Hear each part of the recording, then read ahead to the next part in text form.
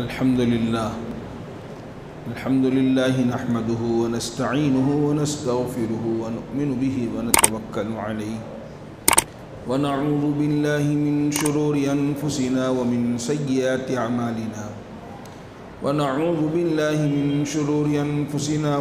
سيئات أعمالنا من يهده الله فلا مضل له ومن يضلله فلا هادي له ونشهد أن لا إله إلا الله وحده لا شريك له ونشهد أن سيدنا ومولانا محمدا عبده ورسوله أما بعد فقد قال الله تبارك وتعالى في القرآن المجيد والفرقان الحميد فأعوذ بالله من الشيطان الرجيم بسم الله الرحمن الرحيم هو الذي أرسل رسوله بالهدى ودين الحق ليظهره على الدين كله ولو كره المشركون وقال النبي صلى الله عليه وسلم يا أبا سفيان جئتكم بكرامة الدنيا والآخرة وقال النبي صلى الله عليه وسلم الدين النصيحة أو كما قال عليه الصلاة والتسليم صدق الله العظيم وصدق رسوله النبي الكريم وصدق على الشاهدين والشاكرين والحمد لله رب العالمين۔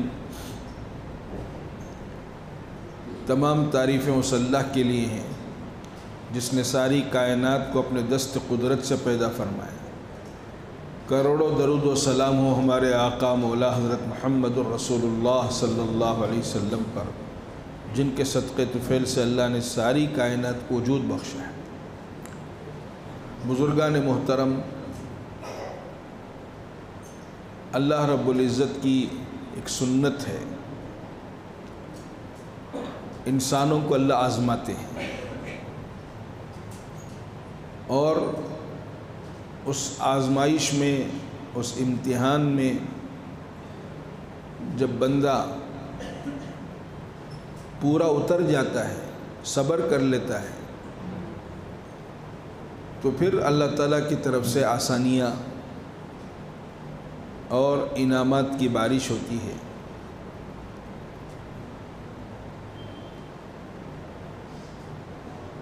ایک حدیث میں ہے انما العطایا علی متن البلایا، مصیبتوں کی سواری، پریشانیوں کی، مصیبتوں کی سواری، اس کی پیٹھ پر اللہ کی طرف سے عطایا آتے ہیں۔ پہلے حالات آتے ہیں، اللہ تعالیٰ آزماتے ہیں حالات سے، اور اللہ کی طرف سے امتحان ہوتا ہے، آزمائشیں ہوتی ہیں، پھر اللہ کی طرف سے انعامات کی بارش بھی ہوتی ہے۔ ہمارے آقا حضور اکرم صلی اللہ علیہ وسلم مکے کے 13 سال بڑی قربانیوں کے دن گزرے۔ خود ہمارے نبی نے یہ کہا کہ جتنا مجھے ستایا گیا کسی اور نبی کو اتنا نہیں ستایا گیا۔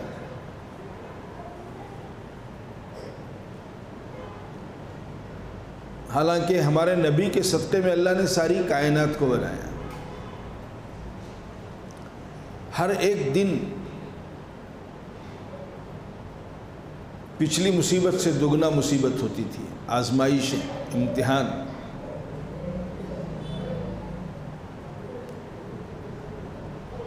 اور جو جتنا اللہ کا نیک اور محبوب ہوتا ہے، اللہ تعالیٰ ان کو آزماتے ہیں، ان سے قربانیاں لی جاتی ہیں۔ لیکن آدمی بے صبرا نہیں ہونا چاہیے، شکوہ اور شکایت نہیں ہونی چاہیے۔ تو ہمارے نبی کے 13 سال مکی زندگی، نبوت کے 23 سال میں 13 سال مکہ مکرمہ کے اور 10 سال مدینہ منورہ کے۔ ہمارے نبی کی کل عمر 63 سال تھی، 60 پر 3 سال، 40 سال کی عمر میں ہمارے نبی کو نبوت دی گئی، اور 40 سے لے کر 53 سال، 50 پر 3 سال کی عمر تک مکہ مکرمہ میں رہے۔ اور اس کے بعد کے 10 سال 50 پر 3 سے 60 پر 3 سال تک مدینہ منورہ میں رہے. وہیں ہمارے آقا کا انتقال ہوا، وفات ہوئی اور وہیں قبر ہے.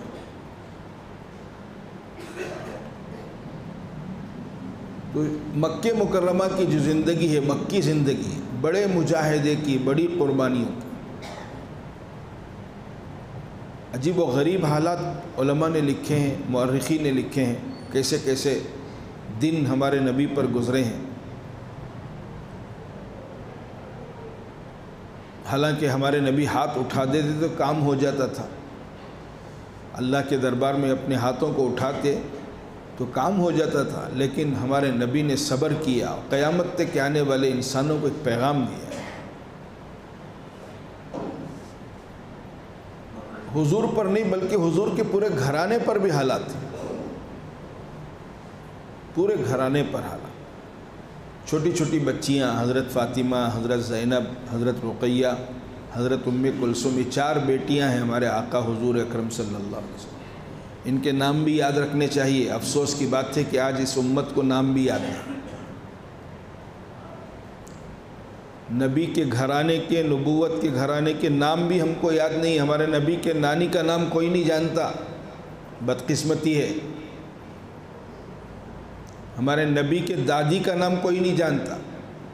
دادا کون تھے، نانی کون تھے، نانا کون تھے، آج کے مسلمان کو نہیں معلوم ہے. صرف محبت کی باتیں کرتے ہیں، محبت کے دعوے کرتے ہیں. حضور کے نانی کا نام نہیں معلوم. حضور کے کتنے بچے تھے پوچھو، آج کے مسلمان کو معلوم نہیں ہے. کتنی اولاد تھی ہمارے نبی کو، نہیں جانتے. صرف دعوے کے دم بھرتے ہیں اور یہ امید لگائے بیٹھے ہیں کہ اللہ کی مدد کب آئے گی. ہم دین سے اتنے دور ہیں، دینی معلومات سے اتنے دور ہیں، دین کے علم سے اتنی دور ہیں، خود ہمارے نبی کے گھرانے کا علم ہمیں نہیں معلوم. ہمارے نبی کو 7 بچے تھے، 4 بیٹیاں اور 3 بیٹے. سنائیے جا کر اپنے گھروں میں، اپنے بچوں کو سنائیے. وہ اولاد ہی کیا ہے جو اپنے باپ کے خاندان کو نہ جانے، وہ امتی کیا ہے جو اپنے نبی کے خاندان کو نہ جانے.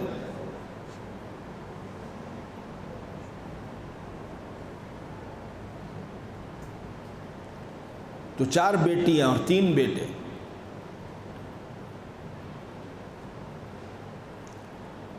تو حضور پر جو حالات آئے مکہ مکرمہ میں، یہ چھوٹی چھوٹی بچیاں تھیں، حضرت زینب، حضرت رقیہ، حضرت ام کلثوم، حضرت فاطمہ. یہ حالات سے یہ بھی گزر رہے تھے.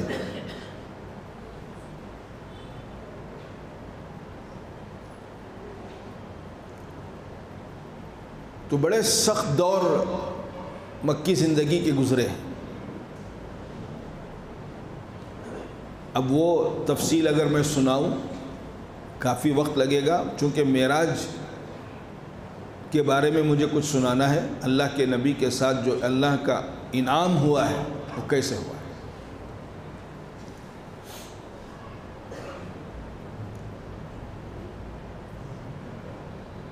نواں سال تھا نبوت کا. ہمارے نبی کے 2 ظاہری سہارے، ایک ان کی چہیتی بیوی حضرت خدیجہ الکبریٰ رضی اللہ تعالیٰ عنہ، اور ان کے چچا حضرت ابو طالب. باہر سے مردوں میں ان کے چچا اور اندر گھر کے اندر میں ان کی بیوی. جب بھی کوئی اللہ کے نبی پر امتحان اور آزمائش اور حالات آتے تو باہر کا جو مورل سپورٹ تھا وہ حضرت ابو طالب سے ہوتا تھا، چونکہ وہ مکے کے رئیس تھے، متولی تھے کعبۃ اللہ کے. لوگ ان کی بڑی عزت کرتے تھے. ان کی وجہ سے کوئی سامنے حضور کے، ابو طالب کے سامنے کوئی حضور کو تکلیف نہیں دیتا تھا. ان کا بھی ڈر تھا.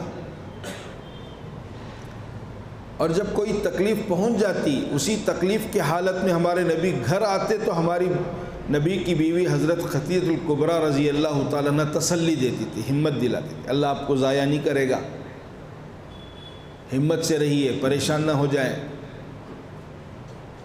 تسلی کی بات کرتی تھی۔ اللہ کا عجیب انتظام ہے، 90 سال نبوت کے 90 سال میں یہ دونوں کا انتقال ایک ہفتے کے اندر اندر ہو گیا۔ حضور کے چچا کا بھی انتقال ہو گیا اور حضرت خدیجہ الکبریٰ رضی اللہ تعالی عنہ کا بھی انتقال ہو گیا۔ بڑا درد تھا، رنج تھا ہمارے نبی کو، بہت صدمہ تھا۔ ہمارے نبی زبان سے جملے نکالتے تھے، یہ عام الحزن ہے، میرے لیے غم کا سال ہے، میرے 2 ظاہری سہارے چھوٹ گئے۔ گھر کو آتا پریشانی کی حالت میں تسلی کا سامان بنتی تھی میری بیوی، ہمت دلاتی تھی، حوصلہ دلاتی تھی۔ باہر میرے چچا میرے لیے سہارا بنتے تھے۔ ایک ہفتے کے اندر اندر دونوں کا انتقال، چونکہ مکے والے ابھی ہمارے نبی کی بات کو قبول نہیں کیے تھے، بہت سخت مزاج کے لوگ تھے، تو چنانچہ اللہ کے نبی یہ حالات کے بعد، یہ حادثہ ہونے کے بعد طائف کا سفر کیا۔ جب طائف گئے تو ایک امید سے گئے، چونکہ طائف والے بڑے میزبان ہیں، مہمان نواز ہیں، اچھے لوگ ہیں، چلو ان سے ہم بات کریں گے، اللہ کی وحدانیت کی دعوت دیں گے، اسلام کی دعوت دیں گے۔ گئے تو ہاں بدقسمتی ہے کہ تینوں جو اس طائف کے قبیلوں کے سردار تھے، تینوں سے بھی حضور نے بات کی، لیکن تینوں بھی اپنے کمینے پن کا اظہار کیا، حضور کی بات کو نہیں لیا، بلکہ حضور سے کہا کہ آپ اپنا شہر، ہمارا شہر چھوڑ کر چلو ہیں۔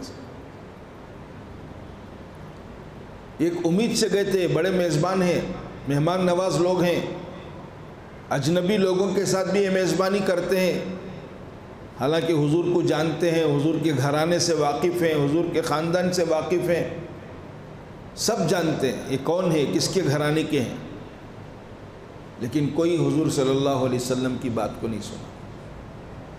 تو جب وہاں سے چلے تو ایک مصیبت یہ تھی کہ انہوں نے کچھ شریر بچوں کو بھی ہمارے نبی کے پیچھے لگا دیا۔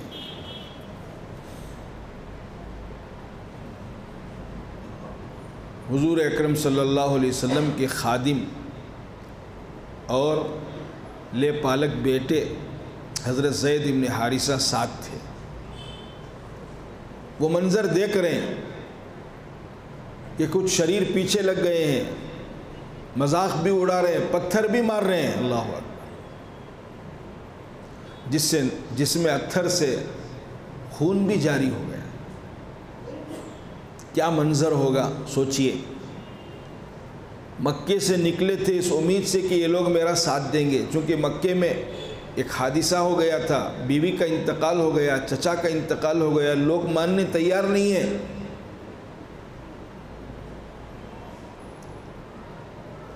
لیکن یہاں والوں نے اتنا برا سلوک کیا، شہر میں ٹھہرنے بھی نہیں دیا۔ میں زبان سے بول رہا ہوں، میرا بولنا اس وقت آسان ہے، آپ سن رہے ہیں، آپ کا سننا بھی بہت آسان ہے، لیکن جس پر گزری ہوگی معلوم ہے کیا تکلیفوں کے ساتھ چلے ہیں پیدل۔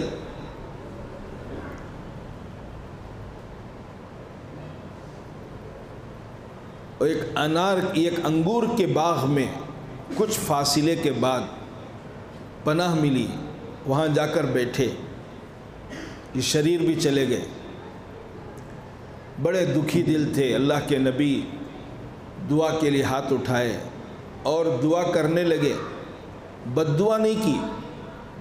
اتنے حالات کے باوجود ہمارے آقا حضور اکرم صلی اللہ علیہ وسلم نے اپنی قوم پر، اپنی امت پر بد دعا نہیں کی، بلکہ شکایت اللہ سے کرنے لگے، اللہم انی اشکو ضعف قوتی وقلت حیلتی۔ یہ جملے ہیں، اے اللہ میں اپنی کمزوری کا، اپنے ضعف کی شکایت کرتا ہوں، میں کمزور ہوں،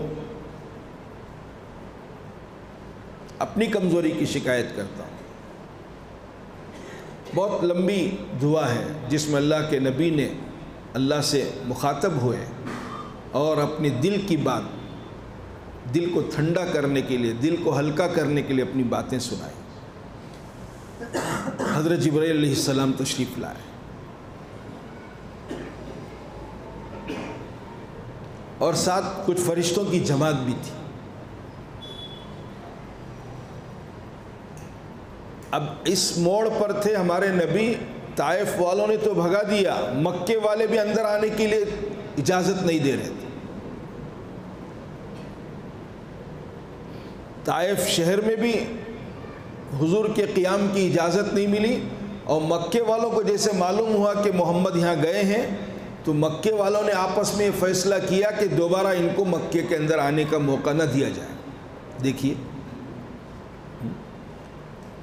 جن کے دادا، جن کے چچا کعبۃ اللہ کے متولی ہیں، مکے کے رئیس ہیں، ان کو ایسا وقت آیا کہ ان کو اندر آنے کی اجازت نہیں دے رہے۔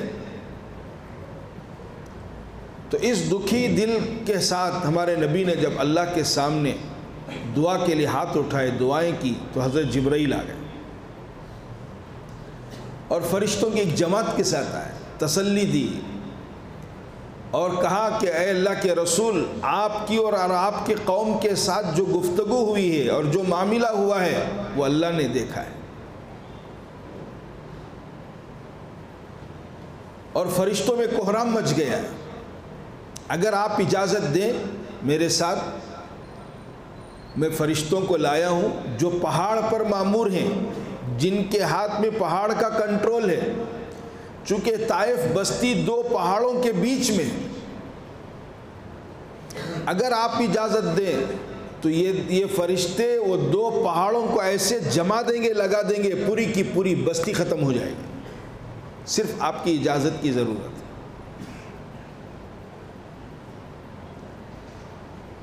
اور میرے ساتھ وہ فرشتے بھی ہیں جن کے ہاتھ میں پانی کا کنٹرول ہے، ہوا کا کنٹرول ہے۔ اگر آپ اجازت دیں تو ان کو طوفان کے ذریعے سے، پانی کے ذریعے سے، بارش کے ذریعے سے ان کو غرق کر دیں گے، یہ ہوا کے ذریعے سے ان کو ہلاک کر دیں گے۔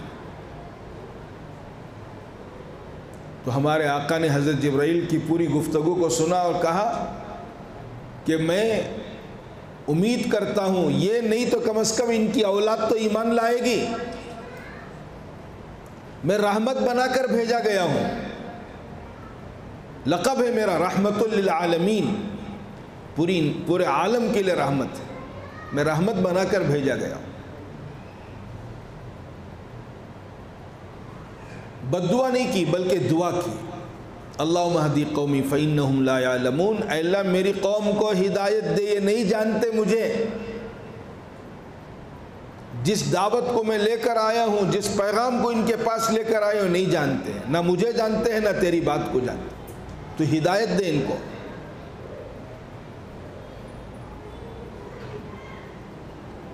تو ایک آدمی مکے والوں میں جب اسے پتہ چلا کہ حضور کو مکے میں آنے کی اجازت نہیں دے رہے، مکے کا دروازہ بند کر دیا ہے، بارڈر بند ہو گیا ہے، تو وہ مکے کا ایک آدمی تھا، تو اس نے اپنے بچوں کو بھیجا اور کہا جا کر محمد کو لے آؤ، مکے کے اندر لے آؤ، میری ضمانت پر لے آؤ، جو ہوتا ہے وہ دیکھیں گے۔ حالانکہ کافر تھا، مشرک تھا، لیکن اللہ کے نبی کے اخلاق سے، حضور کی عادتوں سے واقف تھا، حضور کے مزاج سے واقف تھا، بچپن سے دیکھا تھا ہمارے نبی کو، تو اس کی ضمانت پر حضور مکہ مکرمہ میں داخل ہوئے۔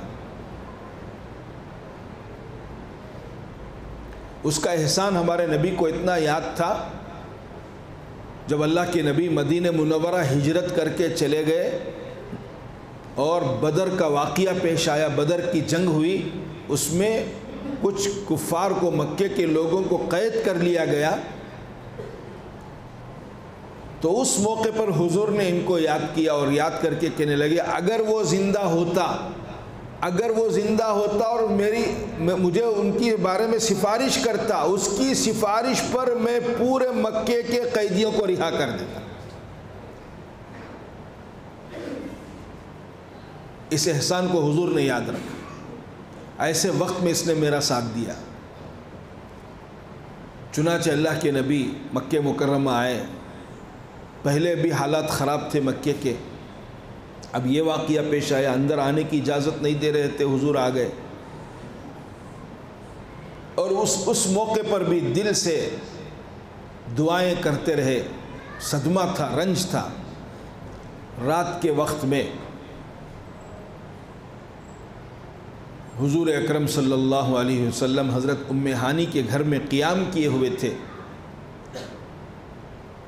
رات کا وقت تھا، غمزدہ سوئے ہوئے ہیں۔ حضرت جبرائیل تشریف لائے اور کہنے لگے، یا رسول اللہ صلی اللہ علیہ وسلم، اللہ نے آپ کو سلام بھیجا ہے اور اللہ آپ کو دعوت دے رہے ہیں۔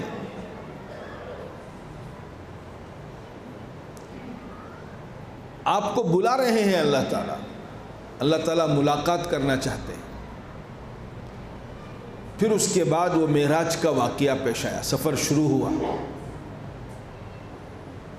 مکہ مکرمہ سے بیت المقدس، ملک شام، فلسطین۔ اس زمانے میں اگر کوئی آدمی گھوڑے کی سواری سے سفر کر کے جائے تو 40 دن لگتے ہیں۔ اب تو فلائٹ کا زمانہ ہے۔ ایک دوسرے ملک میں مکے سے فلسطین کو جانے میں اس وقت 40 دن لگتے ہیں، جو ہمارا قبلہ اول ہے بیت المقدس۔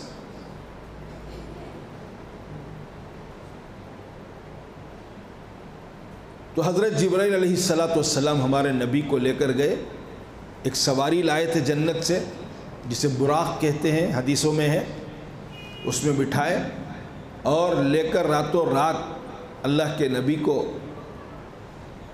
یہ اللہ کی طرف سے انعامات کی بارش، جو حالات حضور پر آئے تھے مکی زندگی میں، اب اللہ کی طرف سے تسلی کا سامان بن رہے ہیں، اللہ ملاقات کرنا چاہتے ہیں۔ تو اللہ کے نبی مکے سے بیت المقدس کا سفر کیا۔ وہاں پورے نبی حضرت آدم سے لے کر ہمارے آقا سے پہلے جتنے انبیاء علیہ السلام دنیا میں آئے تھے، وہ سب نبی وہاں جمع ہیں، سب کو اللہ نے وہاں جمع کیا ہے۔ 1.25 لاکھ انبیاء علیہ السلام کا اجتماع تھا وہاں۔ تو بیت المقدس میں جب اللہ کے نبی داخل ہوئے، حضرت جبرائیل نے تعارف کرایا، حضرت آدم سے لے کر حضرت عیسیٰ علیہ السلام تک۔ تو پھر حضور اکرم صلی اللہ علیہ وسلم کو حضرت جبرائیل نے کہا، آپ آگے بڑھیے، ان سب کی آپ امامت کیجیے، نماز کے انتظار میں ہیں۔ تو حضرت جبرائیل نے ہمارے نبی کا ہاتھ پکڑ کر مصلی پر کھڑا کیا اور ہمارے نبی نے نماز پڑھائی، اور پورے انبیاء علیہ السلام ہمارے نبی کے پیچھے نماز پڑھی۔ اسی لیے ہمارے نبی کو امام الانبیاء کہتے ہیں،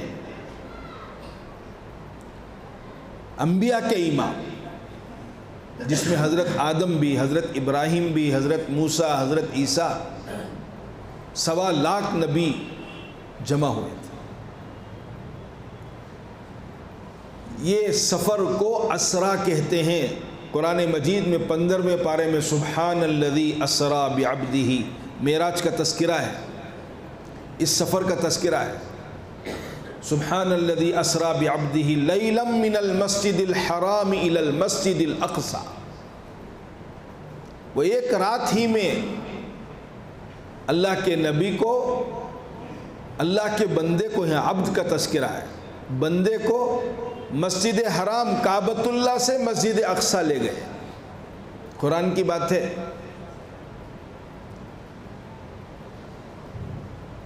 جو سفر عام حالت میں 40 دن لگتے تھے طے کرنے میں، وہ سفر راتوں رات ہوا ہے۔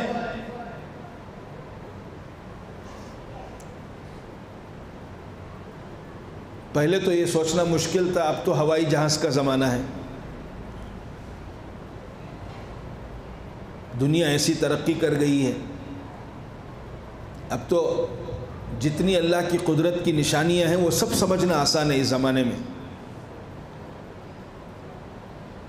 وہ سب سمجھنا آسان ہے۔ تو راتوں رات سفر ہوا، معراج کا یہ سفر۔ پھر آگے حضور اکرم صلی اللہ علیہ وسلم کو حضرت جبرائیل، اب تک یہ زمینی سفر تھا مسجد حرام سے لے کر مسجد مقدس تک، اب آگے آسمانوں کا سفر شروع ہوا، وہاں سے 7 آسمان کا سفر ہوا۔ ایک دوسری سواری آئی جس کو رف رف کہتے ہیں، اس سواری سے اللہ کے نبی اونچائی پر چڑھنے لگے۔ پہلے آسمان میں فرشتوں سے ملاقات ہوئی، نبیوں سے ملاقات ہوئی، پھر دوسرے آسمان کے فرشتوں سے ملاقات ہوئی، پھر تیسرے آسمان کے فرشتوں سے ملاقات ہوئی، پھر چوتھے آسمان، اس طرح پورے 7 آسمانوں میں۔ اور 7ویں آسمان پر جیسے زمین پر کعبۃ اللہ اللہ کا گھر ہے، ایسے 7ویں آسمان پر بھی اللہ کا گھر ہے، جو جہاں فرشتے طواف کرتے رہتے ہیں، اس کو بیت المعمور کہتے ہیں، وہاں جانا ہوا۔ پھر آگے کا سفر تھا عرش، جہاں اللہ سے ملاقات طے تھی۔ تو حضرت جبرائیل علیہ السلام کہنے لگے، یا رسول اللہ اب مجھے آگے جانے کی اجازت نہیں ہے، آپ ہیں اور آپ کے محبوب اللہ ہیں، یہاں تک میری حد ہے، اب میں آگے نہیں جا سکتا، آپ اکیلے جائیں۔ کیا مقام ہوگا ہمارے آقا حضور اکرم صلی اللہ علیہ وسلم۔ 4 قسم کی مخلوق ہے، ناری، نوری، خاکی، آبی۔ اللہ نے 4 قسم کی مخلوق کو دنیا میں بنایا ہے۔ ایک ناری مخلوق ہے، آگ سے پیدا ہوئی ہے، وہ جنات ہیں، یہ آگ سے اللہ نے ان کو پیدا کیا ہے، یہ مخلوق جنات ہے۔ اللہ نے جنات میں کسی کو نبی نہیں بنایا، یہ اعزاز اللہ نے خاکی کو یعنی انسان کو یہ اعزاز دیا۔ جتنے نبی آئے کوئی نبی جن نہیں ہے، حضرت آدم سے لے کر ہمارے آقا تک۔ نوری فرشتوں کی مخلوق ہے، اللہ نے نور سے ان کو پیدا کیا ہے،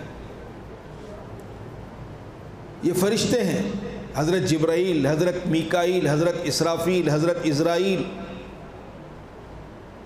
اور فرشتوں کی تعداد کو کوئی گن نہیں سکتا، کسی کے علم میں نہیں ہے سوائے اللہ کے۔ خود ہمارے آقا فرماتے ہیں، بیت المعمور جو آسمانوں پر اللہ کا گھر ہے، اس کا طواف فرشتے کرتے ہیں، یہ ایک مرتبہ ان کا طواف ہوتا ہے تو اس طواف میں 70,000 فرشتے ہوتے ہیں، پھر دوبارہ ان کو قیامت تک پھر موقع نہیں ملتا۔ اندازہ لگائیے روزانہ کتنے فرشتے ہوں گے طواف کرتے ہیں۔ اسی طرح ہمارے آقا نے فرمایا، میرے روزے پر فرشتے آتے ہیں، سلام پڑھتے ہیں، ان کی تعداد بھی 70,000 کے قریب ہے، جو پہلی مرتبہ آئے دوسری مرتبہ قیامت تک ان کو آنے کا موقع نہیں۔ ایک ایک انسان کے ساتھ 10 فرشتے ہوتے ہیں، اس کی آنکھ کی حفاظت کرتے ہیں فرشتے، اس کے سر کی حفاظت کرتے ہیں، اس کے پورے جسم کی حفاظت کرتے ہیں۔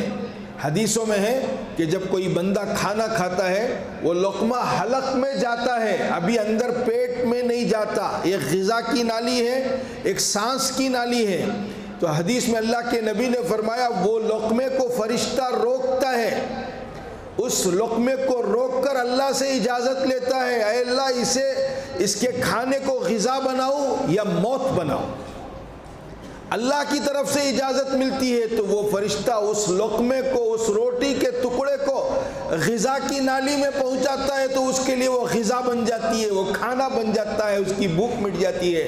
اگر اللہ کا حکم ہوتا ہے اس کے لیے موت کا سامان، اس کھانے کے لقمے کو اللہ تعالیٰ فرشتہ سانس کی نالی میں ڈھکیل دیتا ہے، ایک ٹھسکا لگتا ہے اور ٹھسکے سے موت ہو جاتی ہے۔ یہ اندر کے سسٹم میں فرشتے ہیں، باہر کے سسٹم میں فرشتے ہیں، اور فرشتے اتنے ہیں کہ کوئی گن نہیں سکتا۔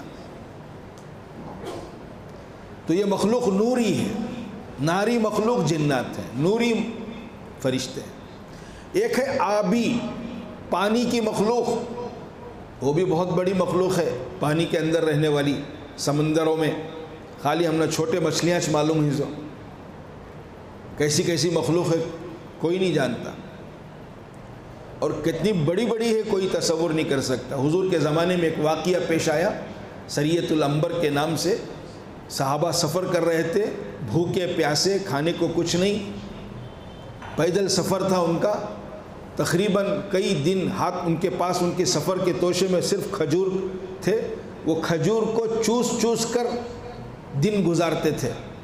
اب تو سوچ بھی نہیں سکتے ہم۔ تو اللہ کی مدد آئی کہ ایک سمندر کے کنارے جا رہے تھے تو دیکھا کہ ایک مچھلی باہر آئی اور سمندر کے کنارے آ کر پڑ گئی، مر گئی مچھلی، اللہ نے بھیجا ہو۔ اتنی بڑی مچھلی تھی، اب اس کی تفصیل میں نہیں جاؤں گا، صرف مچھلی کی آنکھ، اس کی انکھی کا جو حصہ ہے وہ بتا رہا ہوں میں آپ کو۔ مچھلی کی جو آنکھ کا حصہ ہے اس میں 13 آدمی اندر داخل ہوئے، اور 1 مہینے تک اس مچھلی کے گوشت کو صحابہ کھاتے رہے، اور ان کی تعداد 300 تھی، 10 نہیں تھے، 300 لوگ تھے، وہی غذا تھی ان کی۔ وہ مچھلی کو چونکہ دھوپ گرمی میں اس کو سکھا لیا تھا، اسی کو کھاتے تھے، اسی کا گوشت کھاتے تھے، اور کچھ نہیں تھا کھانے کو۔ جب وہ واپس آئے ہمارے نبی کی خدمت میں، حضور اکرم صلی اللہ علیہ وسلم کو ایک قصہ سنایا، تو اللہ کے نبی نے فرمایا یہ اللہ کی طرف سے تمہارے لیے غذا کا انتظام تھا، روزی کا انتظام تھا، اس میں کچھ کھانے کو ہے؟ تو ایک صحابی نے کہا یا رسول اللہ، میرے توشے میں، میرے برتن میں کچھ ٹکڑا گوشت کا رکھا ہوا ہے۔ حضور نے کہا لاؤ مجھے بھی دو، یہ اللہ کی طرف سے تمہارے لیے انتظام تھا، اسے میں بھی چکھوں۔ تو سمندر کی مخلوق کتنی بڑی ہے، اس کو آبی مخلوق کہتے ہیں، پانی والی مخلوق، جیسے نوری ہے، ناری ہے، ایسے یہ پانی والی۔ اور چوتھی مخلوق ہے خاکی، انسان، مٹی سے بنائے۔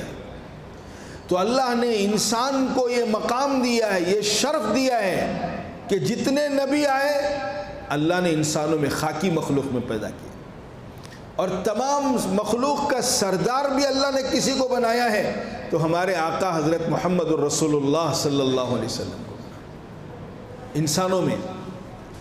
تو یہ سفر معراج کا اللہ کے نبی کے حالات سے بہت 13 سال جو حالات گزرے ہیں، 13 سال کی مشقتوں کے بعد حضور کو اللہ نے اپنے دربار میں بلایا، تمام نبیوں کی امامت کروائی، تمام نبیوں کو حضور کا دیدار کرایا، ملاقات ہوئی، پھر آگے اپنے دربار میں بلایا، 7 آسمانوں کی سفر سیر کرائے۔ تو لمبی چوڑی بات ہے، کچھ باتیں انشاءاللہ آئندہ جمعہ عرض کروں گا۔ تو یہ رجب کا مہینہ معراج کے واقعے سے تعلق رکھتا ہے، تو یہ بڑا مبارک مہینہ ہے۔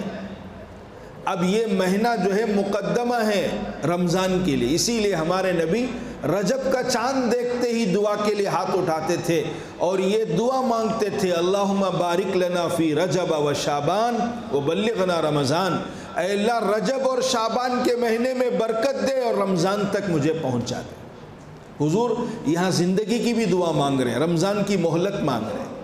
تو ہر مسلمان کو یہ دعا مانگنا چاہیے، نبی کا عمل ہے، نبی مانگتے تھے تو ہر مسلمان کو مانگنا چاہیے۔ جس کو عربی میں یاد ہے تو عربی میں بولے، نہیں تو کم از کم اردو کی دعا میں ہر نماز کے بعد دعا مانگے، اے اللہ رجب کے مہینے میں برکت دے، شعبان کے مہینے میں برکت دے، رمضان تک پہنچا دے۔ گویا تیاری ہے، رمضان کی تیاری ہے، اور رمضان کی اہمیت اور فضیلت کو بتانے کے لیے اللہ کے نبی نے رجب سے اہتمام کیا۔ تو یہ مبارک واقعہ بھی اسی مبارک مہینے میں پیش آیا، اور یہ مبارک مہینہ جب نظر آتا، چاند نظر آتا، تو حضور دعا کے لیے ہاتھ اٹھاتے، اہتمام کرتے تھے۔